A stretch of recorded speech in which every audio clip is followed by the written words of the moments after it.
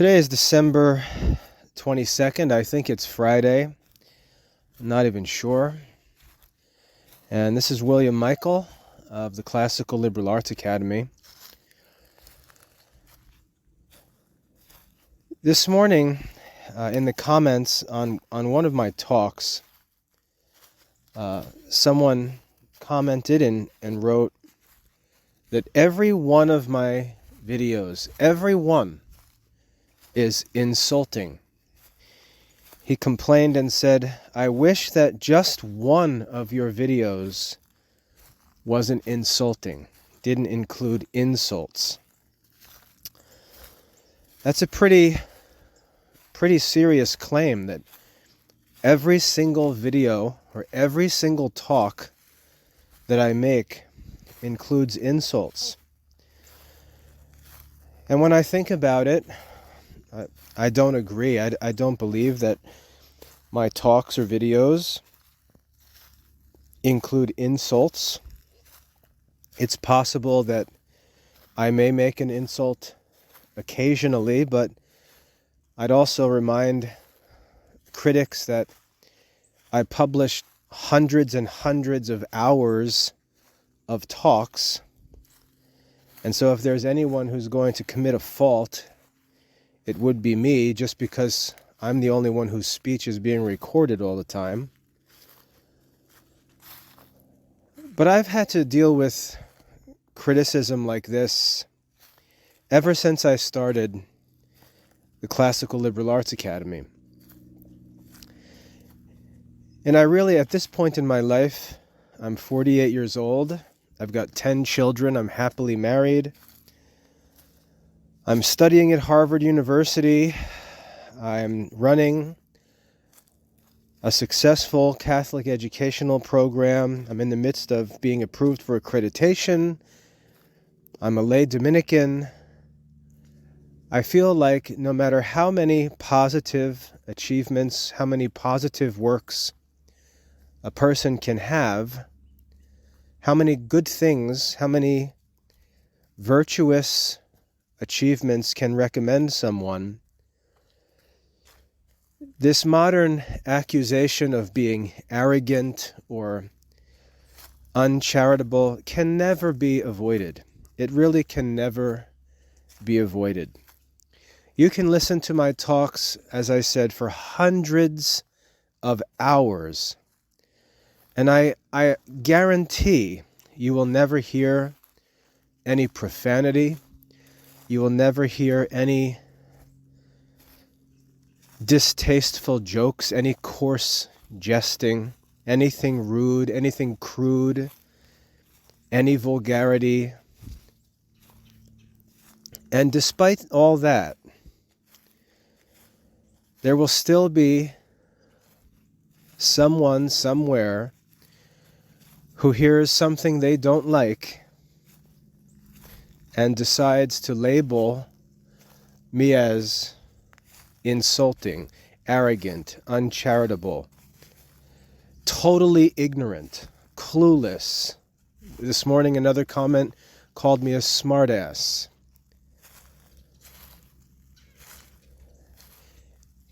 And we've all got to realize that this is just the norm in modern society. This is the norm.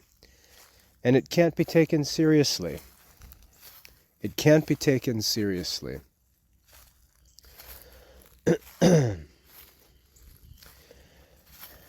so as I think about this, and I get feedback like this, and it's always in the context of me making a statement or making an argument or giving a talk or giving advice to someone, usually advice that I'm asked for in the first place, not unsolicited advice. In the end, if I say anything that's not delightful to the other person, rather than addressing what was said directly, for example, you could point out something that I asserted that is demonstrably false. That would be a good response, good objection. Or you could show that some argument that I make actually is not conclusive, that the conclusion that I drew doesn't necessarily follow from the premises. That, too, would be a good objection. But to be honest, I have rarely ever, if ever, received any such feedback for any of my talks or articles, videos. But instead, just about always, I receive sweeping, personal accusations that I'm arrogant, uncharitable, ignorant, insulting, and so on. And I simply don't agree. And these comments don't come often. If I was accused 500 times a day of being arrogant or insulting, obviously I should take a hint. These accusations come in under a very clear set of circumstances. They only are received when I say something or argue something or teach something that someone else doesn't like. And as I said, they don't respond with an explanation of why what I said can't possibly be true. The response is always personal. It's always sweeping. And this is the culture, even among Christians, because most of these comments come from Christians in modern society. And we really need to learn to just ignore them. What I've never heard, and what I should hear, if these accusations were true, I should hear someone write to me and say, I actually agree with everything you say, but the way that you say it is arrogant. The way that you say it is insulting. I think the way that you say it is insulting.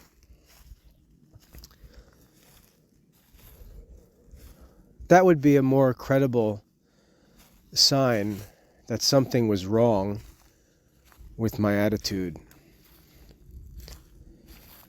But when the only time I ever hear such an accusation is when I say something that someone doesn't like, especially someone who normally tells me how much they enjoy the content when it happens to be agreeing with their opinions, all of a sudden something comes up they don't agree with, and I've got some habitual bad character that they're urged to tell me about. And I think the reason why people do this is because they really don't know how to respond to things they don't agree with. Their education hasn't provided them with the means to understand how to engage in discussion with someone one disagrees with without immediately trying to demonize them and pretending that the difference is that the other person is immoral and bad, rather than that something that the person said might be untrue or inconclusive. It's like they walk around in life with nothing other than moral criteria to judge people with, and every time they're upset, they have to attack people morally. I have to admit, objectively speaking, I think I'm a pretty moral person. And while I'm certain that there are aspects of my personality that some may not like, that doesn't mean that something about me is immoral or vicious.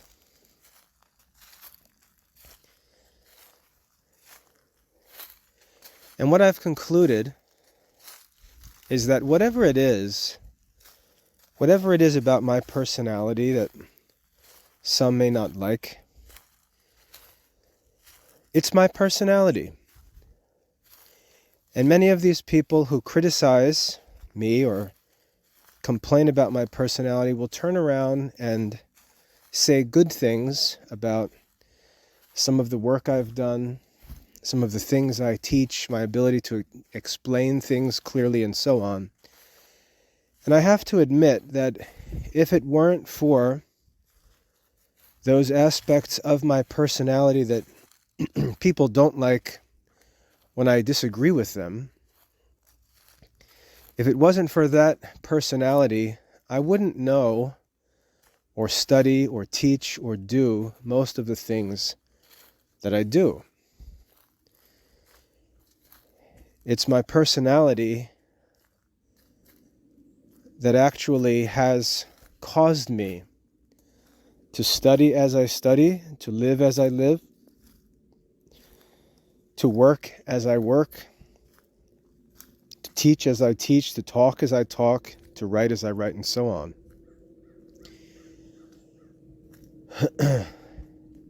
And to be perfectly frank, I have no interest whatsoever in changing that personality or trying to pretend to be a person that everyone is pleased with.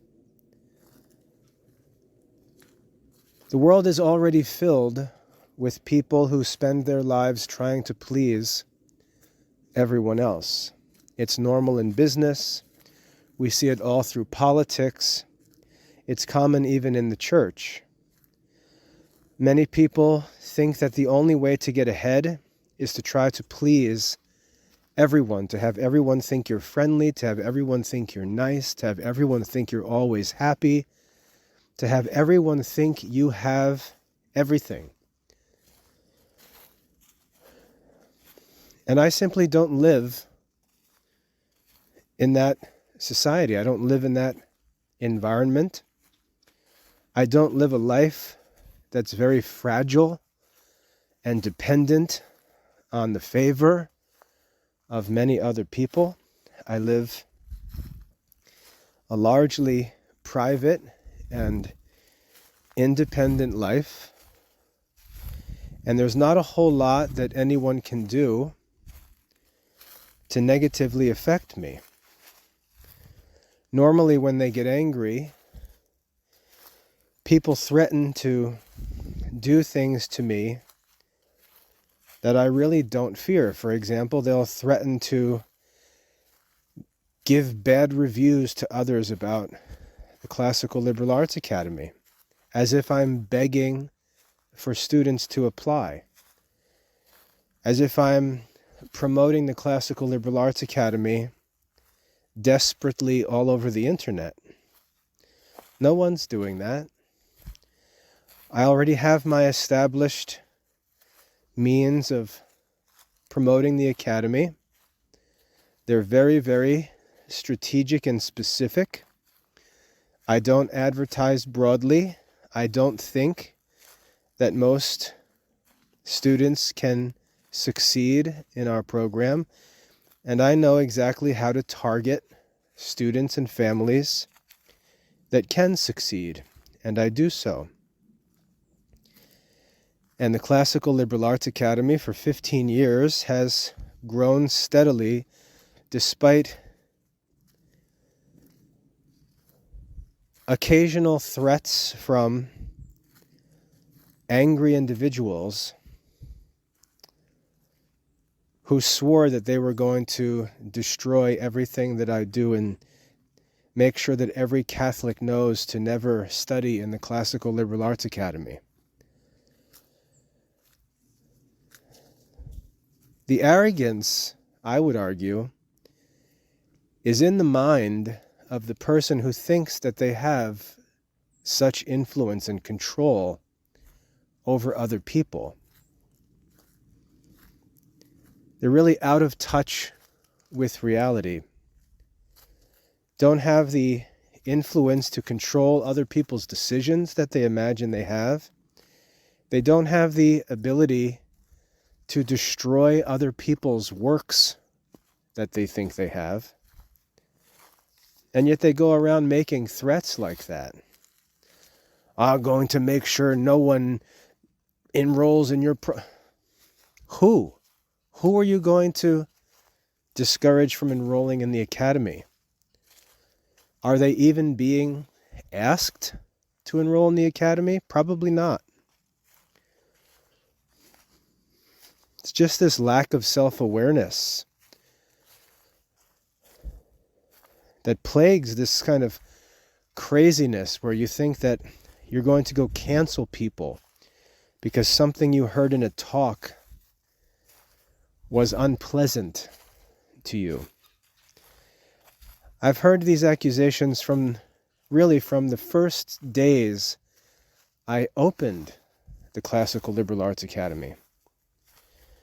There was a homeschooling mother when I first started the academy. A homeschooling mother enrolled a number of children and was, of course, all on board, in it for the long haul, like they all say. And there was a discussion about Shakespeare, and I explained that Shakespeare isn't a part of classical education. Shakespeare lived in the 16th century. Classical education is 2,400 years old. We could say thousands and thousands of years old, but if we start counting from the time of Aristotle, we'll say 2,400 years old. Shakespeare is modern education. He'd be considered part of a modern literature course or a humanities course, but he's not part of classical education. And this woman went berserko, demanded refunds for all the money she had paid to the academy, and swore that no one would ever enroll in our program. That was back in 2009. Well, she was wrong about both Shakespeare and about her predictions that everyone would follow her craziness. I have no idea what happened to that lady. But that's the sort of thing I see it year after year. There's always some big blow up that takes place. And really, it takes place because I say something at some point that someone doesn't like. And like I said, there's no actual objection to what I've said. There's no objection to something that I've asserted, a specific statement that I make. What I said is obviously true. There's no argument that a conclusion I have drawn is inconclusive.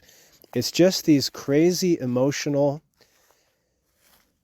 unbalanced responses anytime something is said that the other person simply doesn't want to be true. And really, it's like 30 and 40-year-old people throwing tantrums like 2-year-olds. Now, if I was ambitious materially, or if I wanted some kind of widespread recognition, I would have to build a platform that sought to reach and please thousands and thousands and thousands of people. I'd have to be very, very careful with what I say. I'd have to be very, very careful with what I do, because one false step could lead to me being canceled. But the problem is the people who get canceled are people who build their life's work on a very, very fragile system of widespread approval. And they do so by trying to please large classes of people.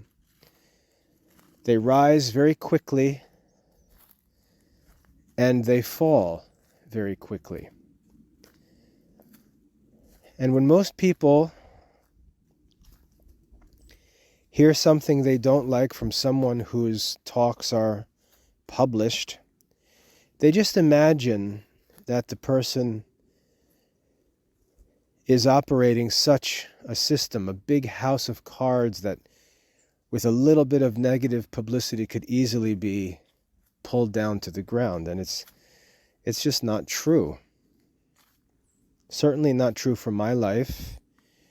Certainly not true for the Classical Liberal Arts Academy.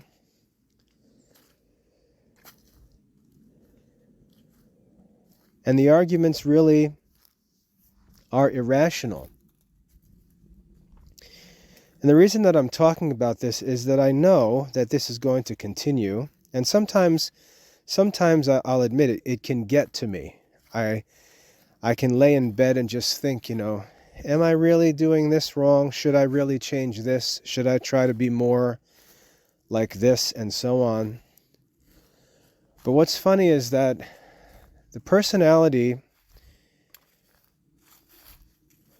what should I call them, idiosyncrasies that I have really are a part of who I am. They have to do with who I was as a kid, my family life, where I was raised, how I was raised, how I lived, what I did. I would argue that the things that people don't like about me are the things that made me successful. Successful in school, successful in marrying the best woman in the world, successful in raising a family, successful in restoring the classical liberal arts curriculum, successful in becoming a Catholic, successful in developing the Classical Liberal Arts Academy, successful in building a happy Catholic life in the presence of all kinds of obstacles and distractions and discouragements. And man, if I were to give up those aspects of my personality that were responsible for all of those things, I don't know what the point of living would even be.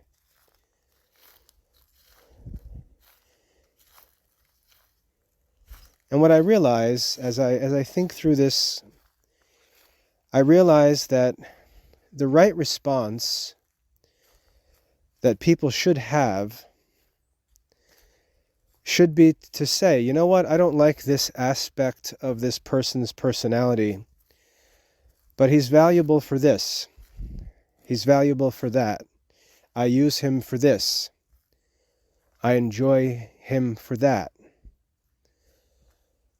That's what the right response should be. I don't have to be perfectly pleasing to be helpful to others.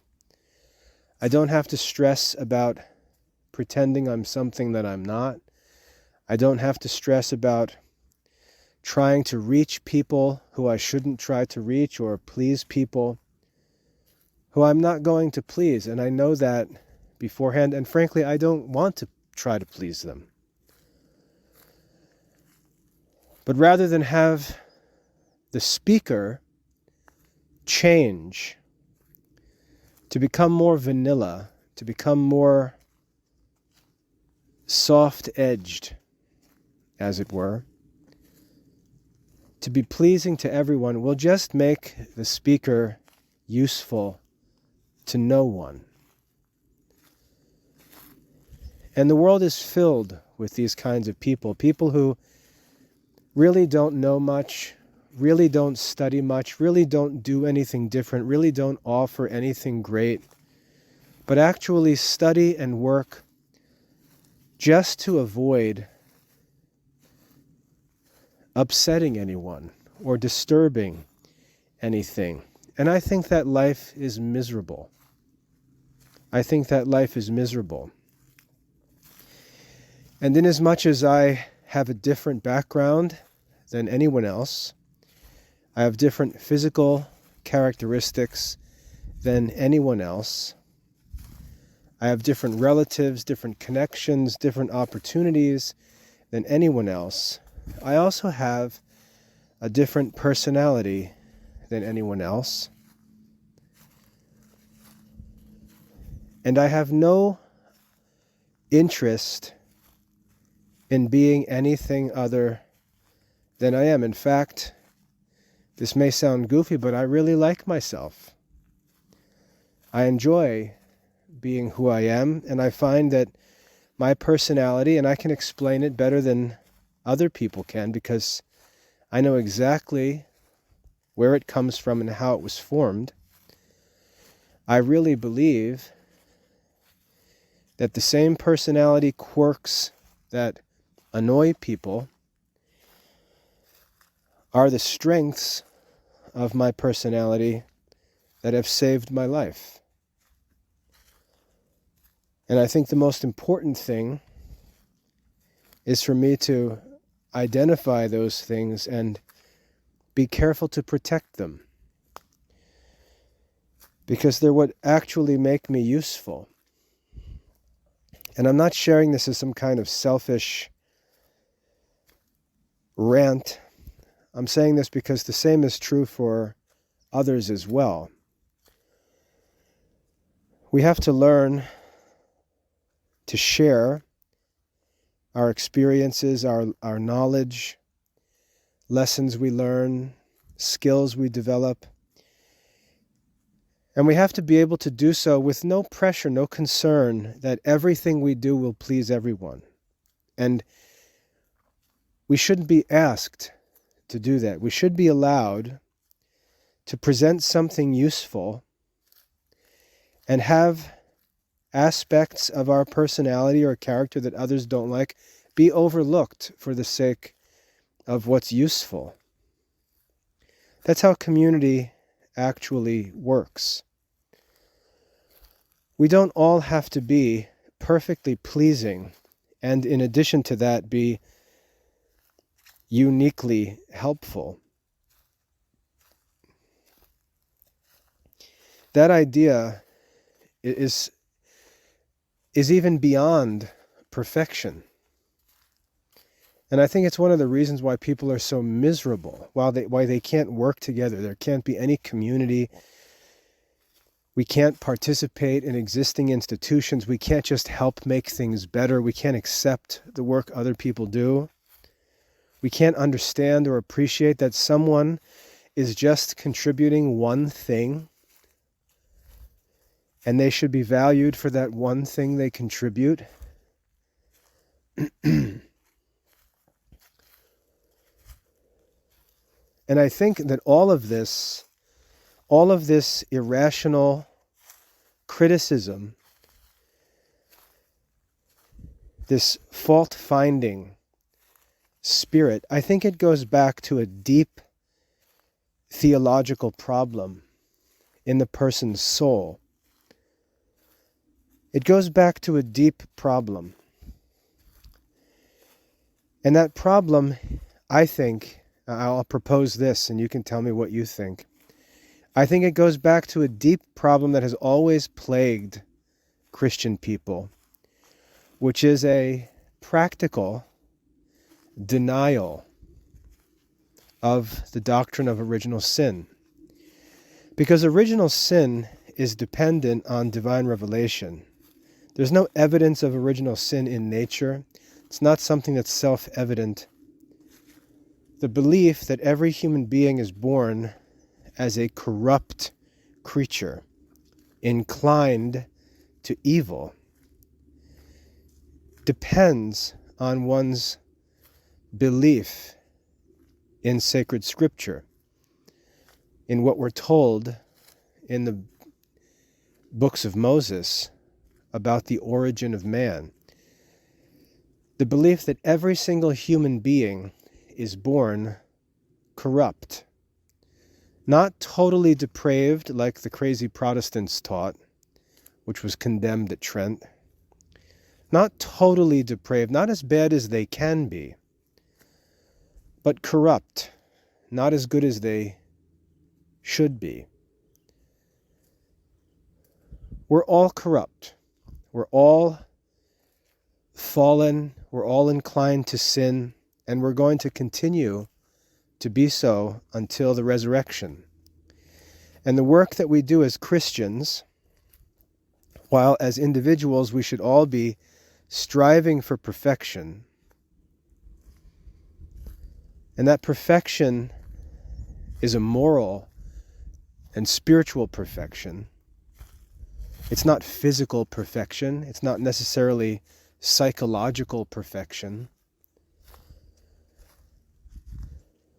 That perfection is our own individual business, and we're all going to be at different places in that pursuit. But we're supposed to collaborate and live together as corrupt human beings, recognizing the reality of that in one another, and being careful when we judge one another to remember that we all didn't start out as John Locke would have us believe, as a blank slate or a clean white sheet of paper. We didn't start out as a blank slate.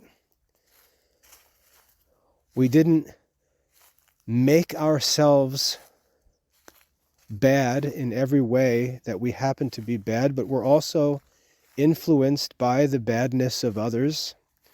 We're influenced by the corruption of others. We inherit many imperfections from others.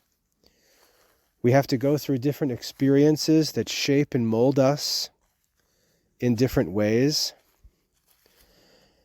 And when we stand and look each other in the face, each of us has a very complicated history and constitution that includes that original corruption and all kinds of other problems.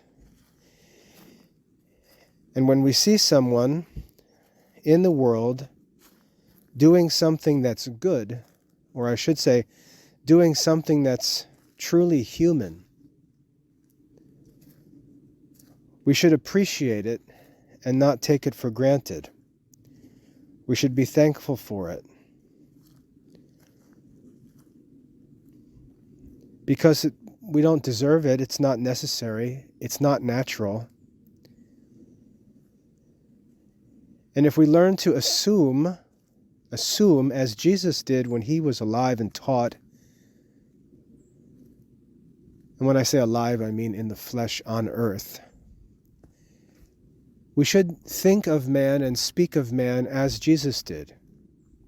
He said things like, if you, being evil, know how to give good gifts to your children. And we can see there that his assumption was always that men are evil. They're fallen. They're corrupt. That's why he had to come down in the flesh in the first place. His presence among us was caused by human evil. And he would say things like that to the people.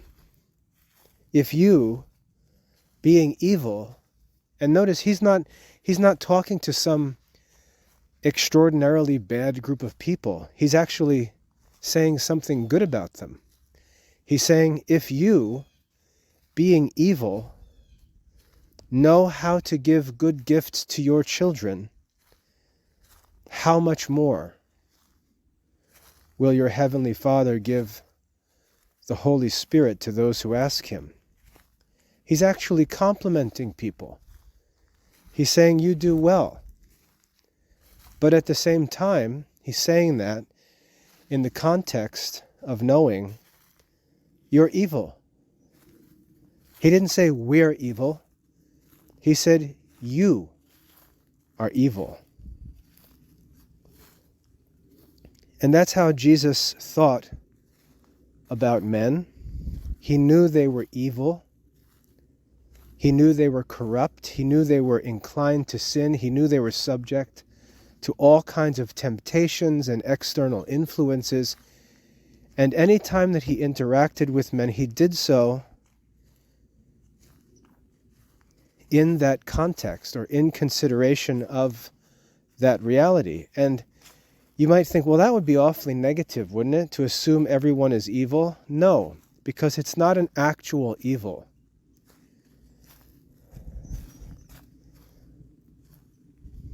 It's an inherited evil. It's an evil that's not necessarily our fault.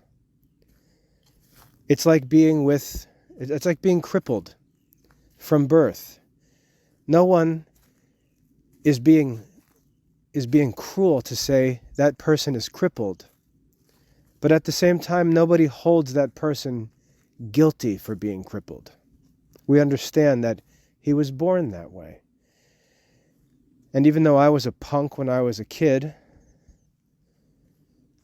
I was always careful not to ever make fun of anyone who was crippled or handicapped in any way, because I knew that that wasn't their fault. And when we think about man being evil, we should think about it in the same way. In the same way that we would think about a person being crippled. We would say, that's not his fault. He didn't make himself that way. He was born that way. And that's true of our fallen nature. That's true of our imperfections. And so you see, if you had that right disposition, and looked at someone and said, look at this guy over here, studies the classics as a teenager, chooses to devote his life to Christian education, is married to his high school sweetheart, has 10 children, all of whom are raised in the Catholic Church, starts a project to restore classical Catholic education, makes that program available for almost nothing to Catholic families, becomes a lay Dominican, on and on. You would say, man, that's a pretty useful person, considering that he's fallen and evil. He seems like a pretty good person. And I think that I can overlook the imperfections and recognize the good things because he's evil. He's fallen. That's not his fault. He's got imperfections. That's not his fault. He was born under the effects of original sin. And that could be said of me. And then the things that I write and the things that I say and the things that I do could be used and enjoyed and appreciated, and the faults overlooked because they're natural.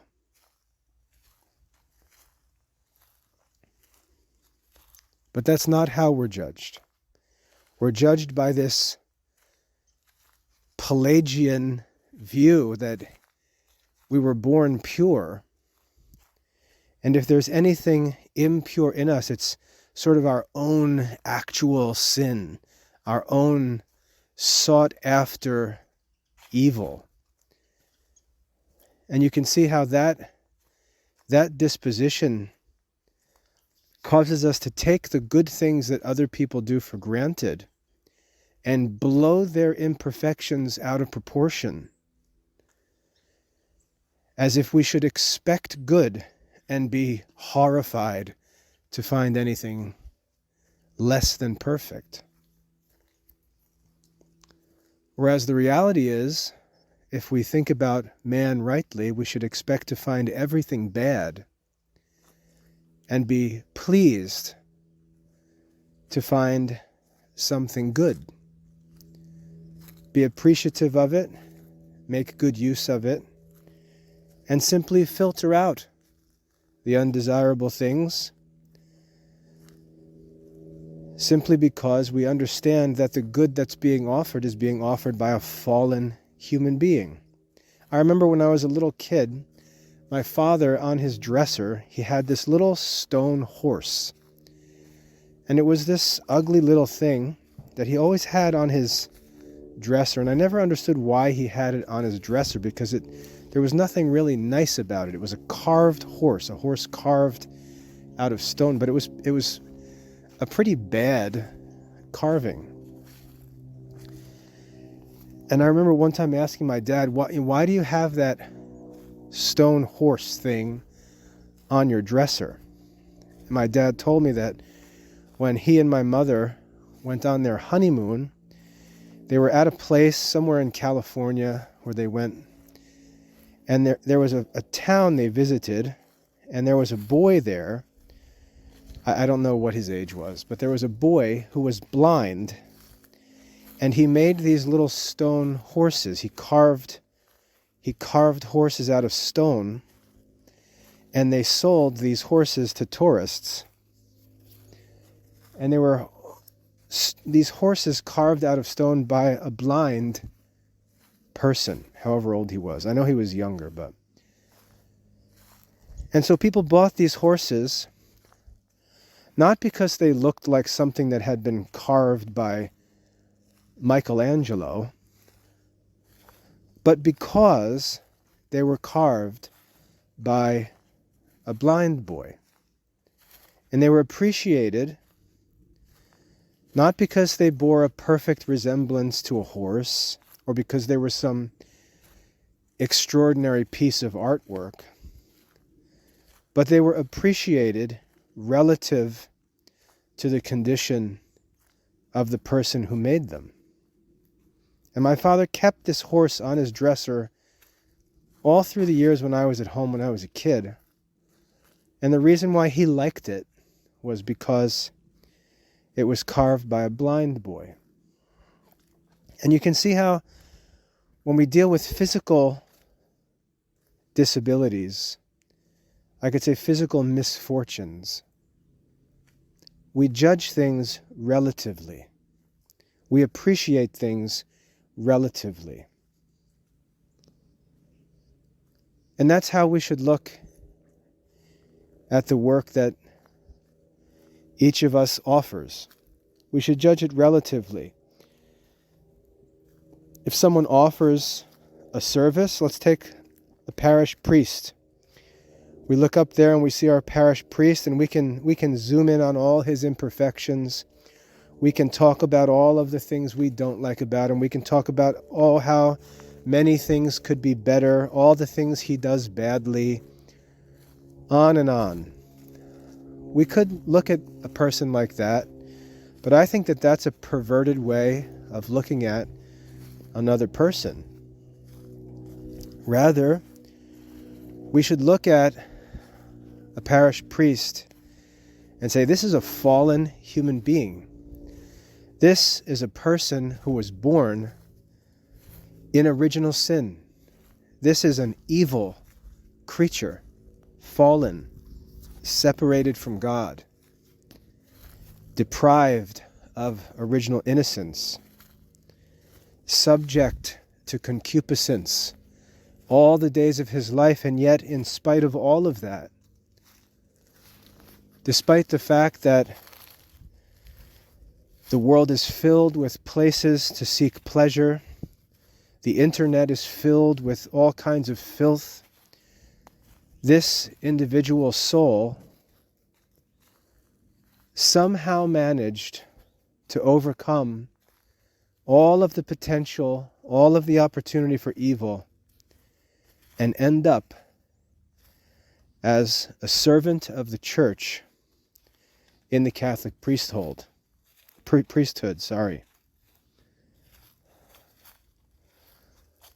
What an awesome story, no? What a sign of the presence of God's grace, that in the presence of so much evil, contrary to his own nature, a man can give his life to the service of the church.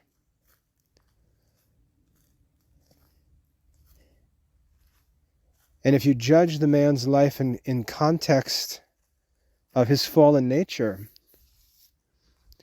you can appreciate the good that he offers and realize that the bad is actually expected. And what would be expected would be much more bad. But in fact, or contrary to fact, we find a great deal of good. And rather than complain about the bad, which is just really crazy, we should just enjoy the use of the good. Our parish priest is a perfect example. There are a number of things that I could say I don't like about him, but when you get to know the priest over time, and you get to see them in their ministry, and you judge them rightly as a fallen human being, with the opportunity to do anything he wants in this life, he could just go be a couch potato and spend his whole life watching television, stuffing his face, fooling around, but yet he's here. And I learned that, because we read saint stories, we read about all these famous priests in history, the smartest and best priests who ever lived, and a tiny number of human beings. And then we expect that that's the norm. And any departure from that norm by any of the priests in our life is some shocking, spiritually destructive burden that we have to carry, which is just, again, craziness. I could point out things about my parish priest that I wish were different. But it was during COVID, during that whole mess during COVID, that I learned to really appreciate our parish priest. Because our parish priest sat out on the front steps of the church building in the middle of January to hear confessions because the churches were closed. Our parish priest offered Mass every single day in a grassy area behind the church parking lot because no one was allowed inside the church building. This priest faithfully served the parish through all of the craziness of COVID, outdoors in the cold. And it was during that time that I realized how special a person he is. And then to think, this is coming from an evil creature born under the effects of original sin, burdened with concupiscence,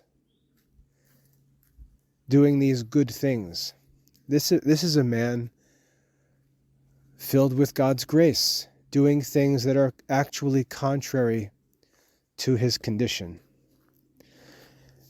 And once I learned to simply appreciate the good things and hold the imperfect things as expected, but appreciate the good things and simply make use of them, I was able to really enjoy and benefit from the ministry of our parish priest. He doesn't have to be Padre Pio. He doesn't have to be Saint Dominic. He doesn't have to be Thomas Aquinas or Ignatius of Loyola.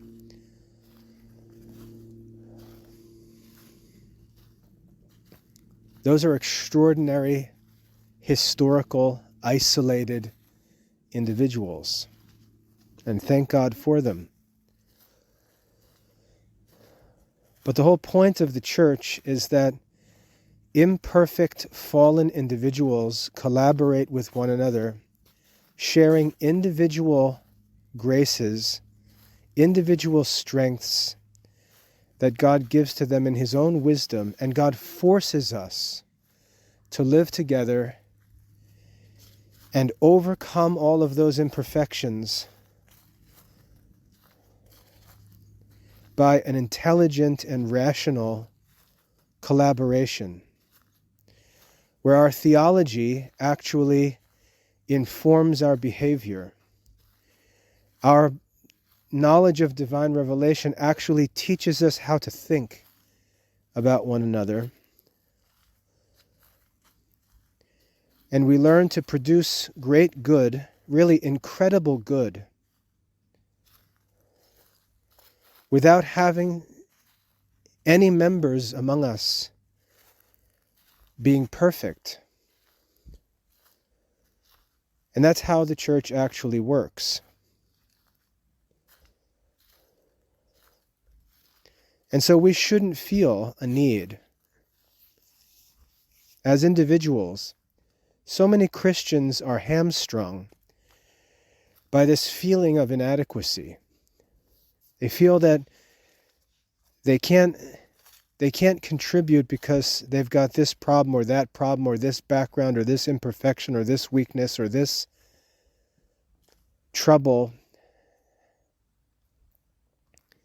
And so they stand to the side and just watch, as if it's for other people, it's for perfect people only to contribute.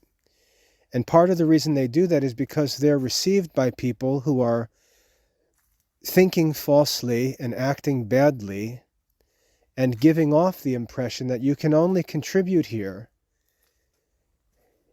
if you're perfect, if you've got all the boxes checked, if you have all your ducks in a row, all your loose ends tied up in life. And it's this arrogant, snobbish, hypocritical pressure on people that actually causes Christians with lots of good things to offer to stand off or not show up at all. And you can feel the pressure of these people whenever you try to do something good. You can feel they come out and they discourage and they criticize and they tear down any good work a person does. And what's really strange about it is that they imagine that their critical spirit is somehow the result of some kind of holiness or zeal for God or goodness, when in fact the effect of their behavior causes less good to be done, which is proof that they are actually an instrument of evil in the church.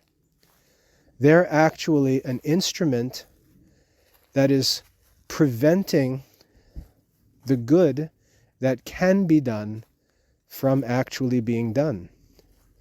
And in their deluded minds, they think that they're the ones actually making the church better.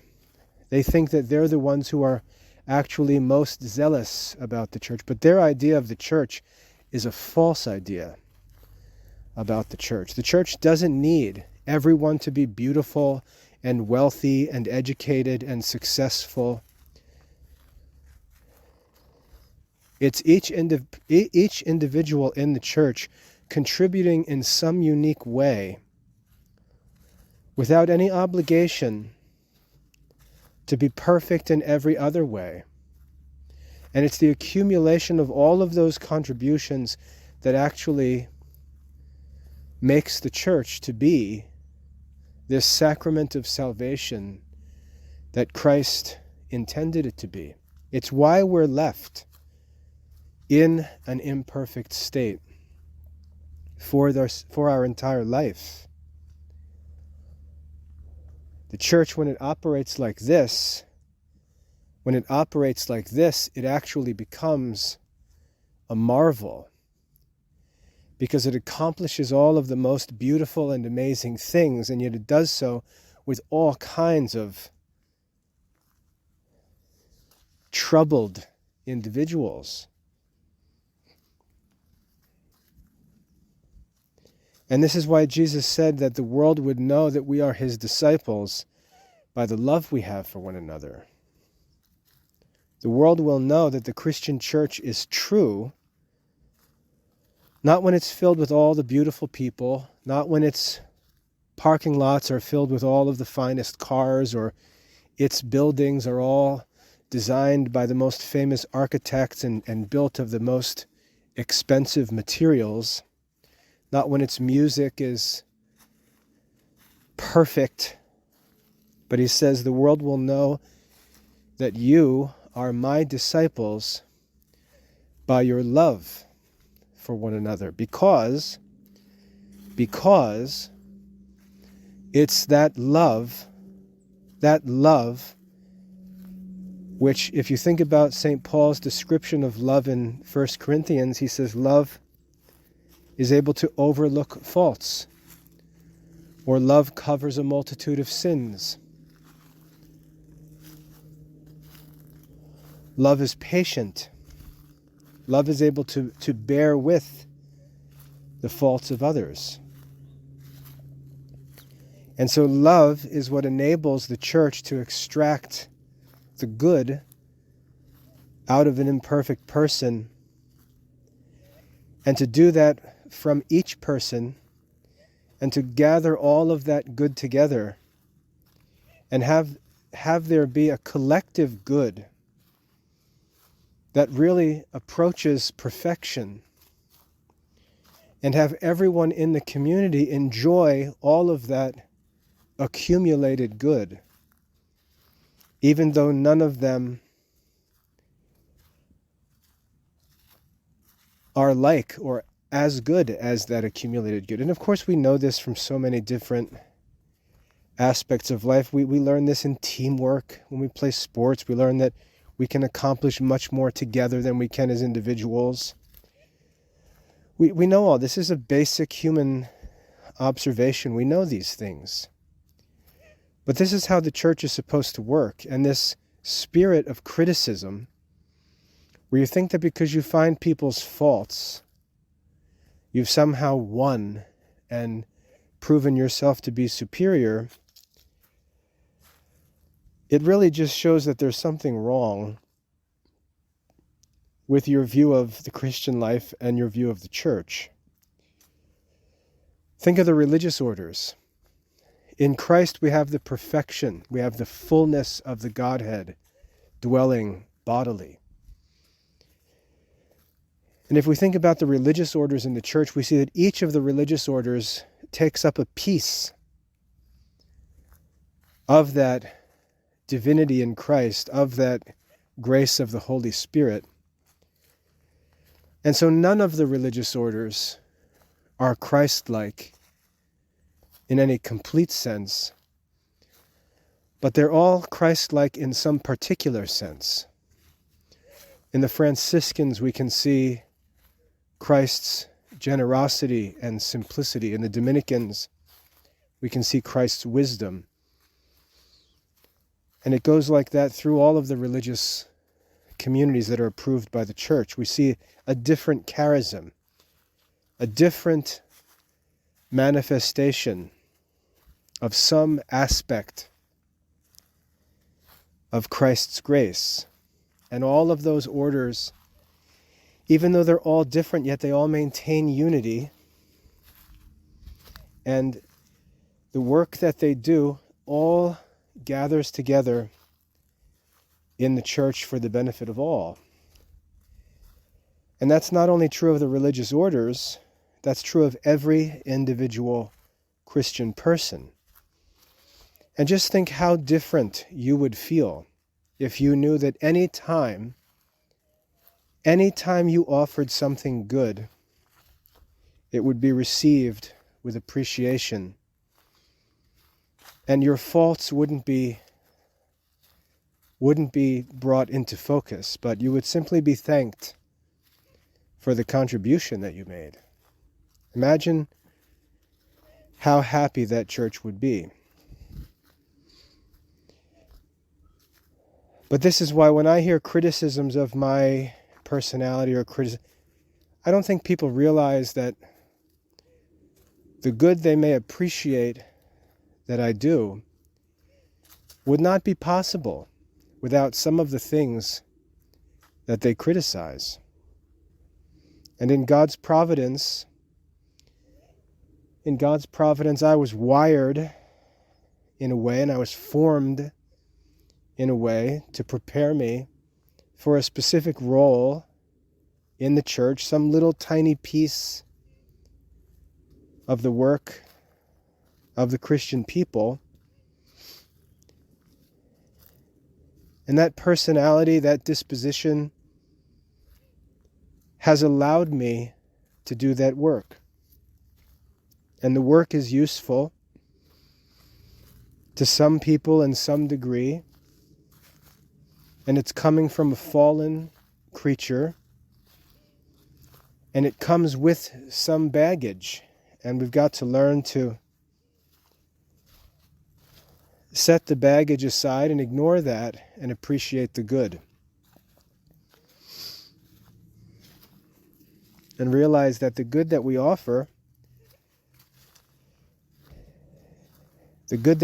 is coming in the context of fallen humanity. And we've got to learn to be able to overlook faults and appreciate good things, appreciate positive contributions. And again, I'm not saying this because I need to be comforted in this. I'm pretty comfortable in my skin. And like I said, I live a life that's really independent and happy and free from any influence of any critics.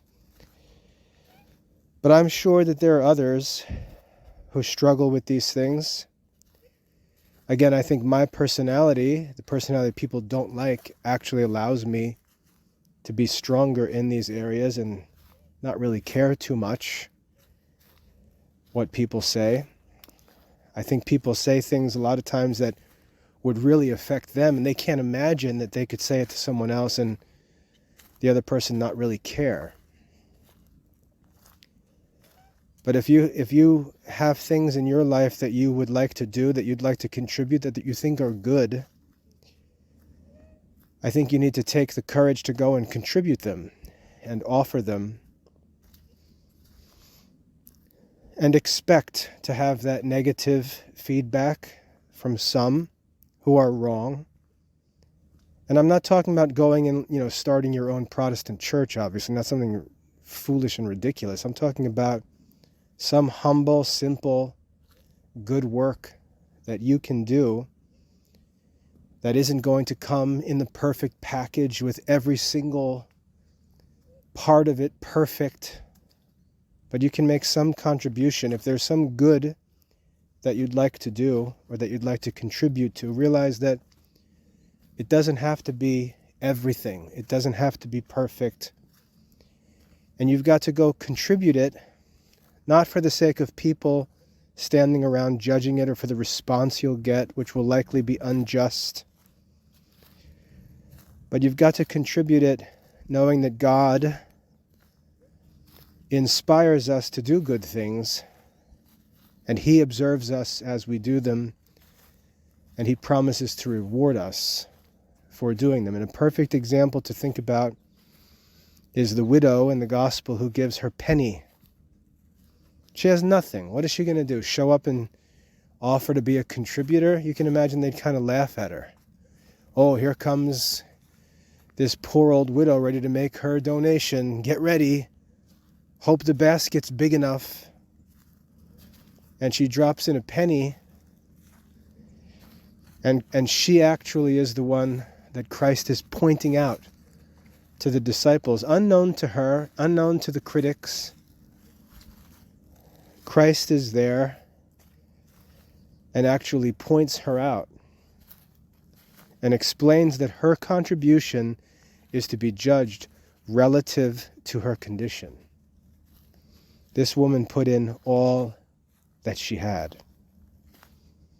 And we have to learn to think not as men think, but as God teaches us that He thinks.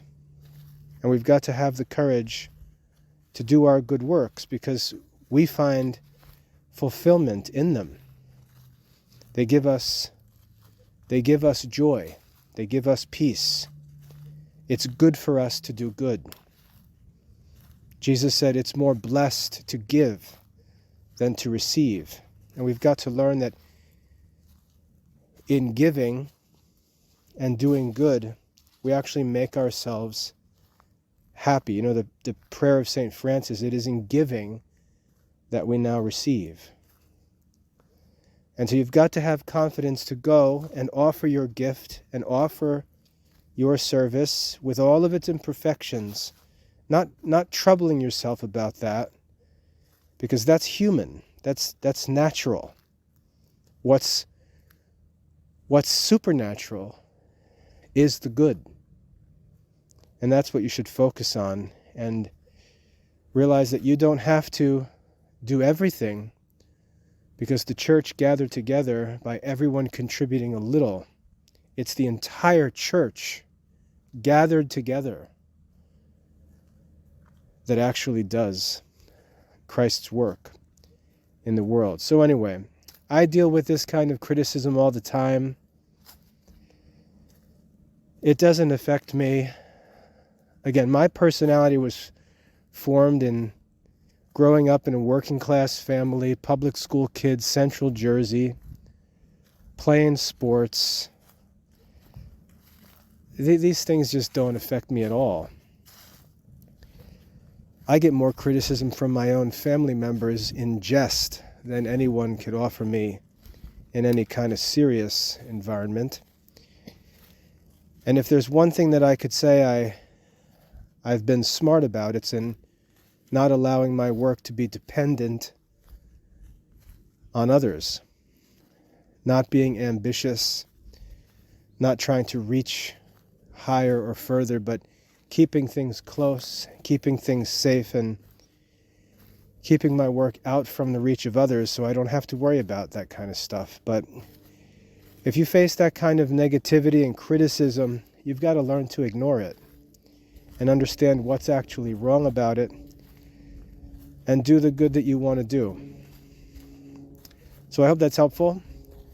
That was on my mind this afternoon after some discussions yesterday and after seeing some comments and just realizing how silly these critical comments are. This whole social media culture, just so foolish that the people who think they're zealous are actually people who don't understand human nature and how good work gets done. So I hope that's helpful. God bless.